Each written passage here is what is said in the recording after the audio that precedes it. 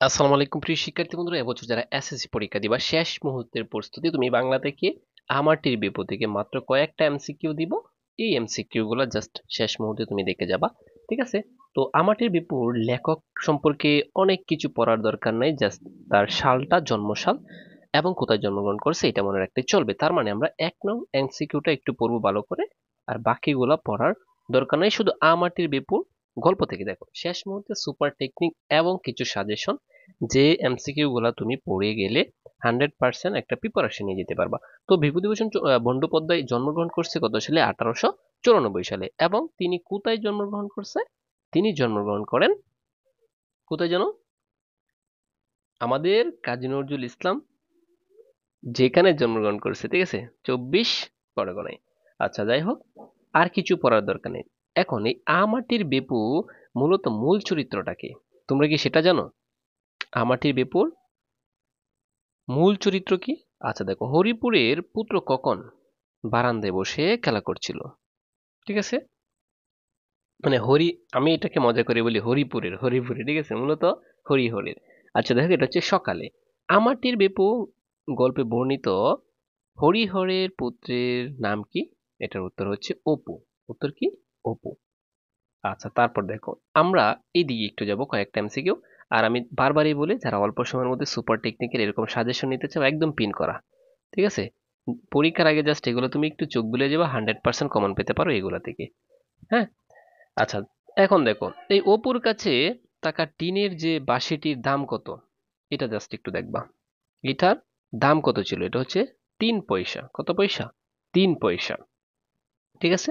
তারপর দেখো, 15 নংটা একটু দেখবা। 15 নং উত্তর হচ্ছে 3 নং।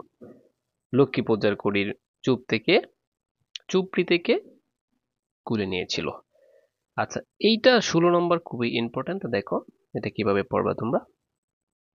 আমাটির বেপু গল্পে অপুর খেলনার পিস্তলটির দাম কত ছিল? 2 পয়সা, ঠিক আছে। অপুকে শুকনো নাটা ফল কে এনে দিয়েছিল? উত্তর হচ্ছে দুর্গা। দেখো, মাত্র আমি কি বলছি, কয়েকটা এমসিকিউ দিব তোমাকে, এত এমসিকিউ পড়ার তোমার কোনো দরকার নেই। হ্যাঁ। আচ্ছা, তারপরে এখানে দেখতে পারো তোমরা, আমাটির বেপু গল্পে বর্ণিত দুর্গার বয়স কত? এটা অনেকবার আসছে, 12 থেকে 13 হতে পারে দুর্গার বয়স। এই তো আমি তোমাকে কয়েকটা এমসিকিউ দিয়েছি। এখন আমরা দ্বিতীয় পৃষ্ঠায় চলে যাব। দেখো, দুর্গার নারিকেলের নারিকেলের মালাই কি ছিল? কচি আম। কচি আম। হরিহর কখন কাজ সেরে বাড়ি ফিরলো? উত্তর হচ্ছে দুপুরের পর, তার মানে বিকেলে। দুপুরের পর মানে কি? বিকেলে। এটা এভাবেও থাকতে পারে, কারণ আমি অপশনটা বলে দিচ্ছি। দুপুরের পর অপু কি করছিল? ঘুমাচ্ছিল, ঠিক আছে। দুপুরের পর অপু কি করছিল? ঘুমাচ্ছিল।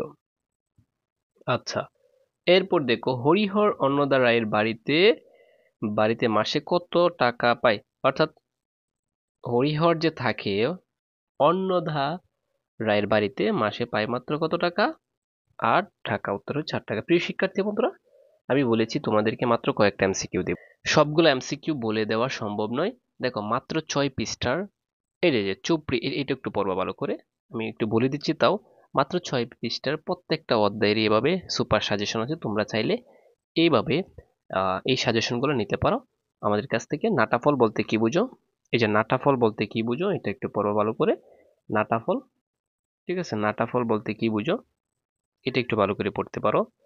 আমি দেখাচ্ছি তোমাদেরকে। নাটাফল হচ্ছে এই যে করচেঙ্গা ফুল। হ্যাঁ, আমি যেটা বলতে চাচ্ছি, তোমরা চাইলে এই সাজেশনটা সংগ্রহ করতে পারো।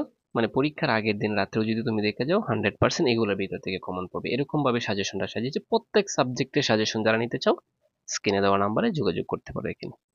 পিডিএফ সহ অল পিডিএফ, যেগুলো কম্পিউটার দোকান থেকে বের করতে পারবা। এবং শুধু সায়েন্স, আর্টস, কমার্স যারা আছো, সবাই অল বিষয়ে সাজেশন নিতে পারবা মাত্র অল্প টাকায়। ঠিক আছে, এখন স্ক্রিনে দেওয়া নাম্বারে যোগাযোগ করতে পারো। দেখা হবে তোমাদের সাথে অন্য একটা ভিডিওতে। আরো সুপার টেকনিকের সাজেশন পেতে সাবস্ক্রাইব করে রাখতে পারো।